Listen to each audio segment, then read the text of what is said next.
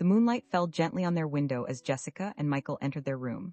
The room was filled with the scent of roses and soft whispers of the night. Michael held Jessica's hand, his eyes gleaming with love and wonder. She smiled, her cheeks flushed as their fingers intertwined. They sat on the bed, wrapped in a tender silence that spoke more than words. Michael brushed a strand of hair from her face and whispered, "You're beautiful." Jessica blushed, her heart beating louder in her chest.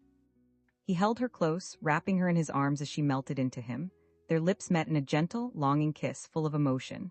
The world outside disappeared as they held onto each other. Michael gently touched her face, tracing her smile with his fingertips. Her eyes closed slowly as she felt the warmth of his touch. The night wrapped around them like a soft blanket of stars. Jessica whispered, "I've never felt this safe before." He kissed her forehead, promising to always be her home. Their breaths harmonized in the quiet rhythm of love. Their fingers explored each other, gently speaking without words. Jessica's heart raced as Michael's touch moved over her skin. They lay together, lost in each other's presence.